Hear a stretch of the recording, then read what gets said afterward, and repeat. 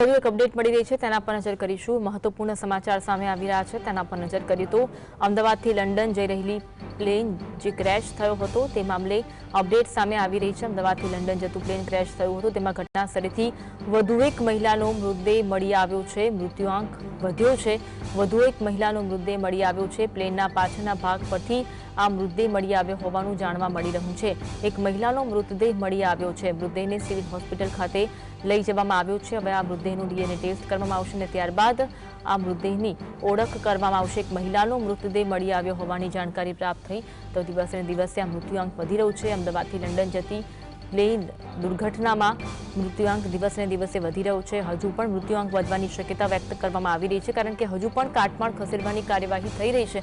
તે દરમિયાન અનેક મૃતદેહ મળી આવી રહ્યા છે। કેટલાક લોકો ગુમ છે તેવા પણ સમાચાર સામે આવી રહ્યા છે તો તેમના પણ મૃત્યુની આશંકાઓ સેવવામાં આવી રહી છે। તેને મૃતદેહને સિવિલ હોસ્પિટલ ખાતે લઈ જવામાં આવ્યો છે। ત્યારબાદ તેનું ડીએનએ ટેસ્ટ કરવામાં આવશે અને ત્યારબાદ તે તેમના પરિવારજનોને સોંપવામાં આવશે। અમદાવાદથી લંડન જઈ રહેલી પ્લેન ક્રેશના મામલે ઘટના સ્થળેથી વધુ એક મહિલાનો મૃતદેહ મળી આવ્યો હોવાની માહિતી સામે આવી રહી છે। એક મહિલાનો મૃતદેહ મળી આવ્યો છે। પ્લેનના પાછળના ભાગ પાસે આ મૃતદેહ મળી આવ્યો।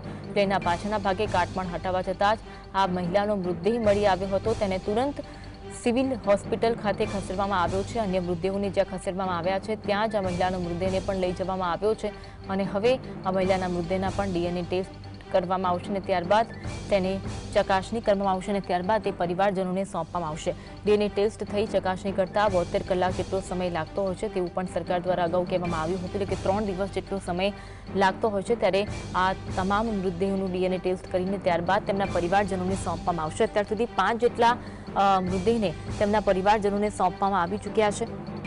વધુ કેટલાક લોકોના ડીએનએ ટેસ્ટ કરવાની પણ કામગીરી જોવા મળી રહી છે અને વધુ એક મહિલાનો મૃતદેહ મળી આવ્યો હોવાની જાણકારી સામે આવી રહી છે।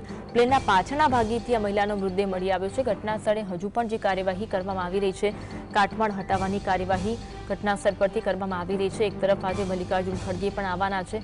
4 વાગે તેઓ આવવાના છે। ઘટના સ્થળની તેઓ મુલાકાત લેવાના છે અને તમામ પરિસ્થિતિનો તાગ તેઓ મેળવશે। આ સાથે સિવિલ હોસ્પિટલમાં રહેલા તમામ જે ઈજાગ્રસ્ત દર્દીઓ છે તેમનો પણ તેઓ ખબર અંતર પૂછશે અને આ સમગ્ર પરિસ્થિતિનો તાગ મેળવે તેવી શક્યતા છે। તો ગઈકાલે વડાપ્રધાન મોદી પણ આવ્યા હતા અને તેમણે પણ ઘટના સ્થળની મુલાકાત લીધી હતી। ઘટના અંગેની પરિસ્થિતિનો તાગ મેળવ્યો હતો। આ ઘટના પાછળ કઈ બાબત જવાબદાર છે તે અંગે હાલ તો તપાસનો ધમધમાટ જોવા મળી રહ્યો છે। એફએસએલની ટીમ હોય, અલગ અલગ રાજ્ય સહિત કેન્દ્રની તપાસ એજન્સીઓ હોય તે આ કામે લાગી છે અને તપાસ તેજ કરવામાં આવી છે। કેવી રીતે આ ઘટના સર્જાઈ તે અંગે હાલ તો તપાસ કરવામાં આવી રહી છે।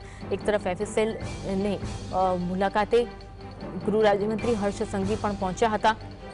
ત્યાં પહોંચીને આ એફએસએલમાં જે પણ ડીએનએ ટેસ્ટ કરવામાં આવી રહ્યા છે તે તપાસને વેગ મળશે તેવી પણ શક્યતાઓ જોવા મળી રહી છે। પ્લેનના પાછળના ભાગેથી એક મહિલાનો મૃતદેહ મળી આવ્યો છે। તેને હાલ સિવિલ હોસ્પિટલ ખસેડવામાં આવ્યો છે અને તેને પણ ડીએનએ ટેસ્ટ કરીને તેના પરિવારજનોને સોંપવામાં આવે તેવી શક્યતાઓ જોવા મળી રહી છે। એક બાદ એક મૃતદેહો મળી આવી રહ્યા છે અને મૃત્યુઆંક વધી રહ્યું છે।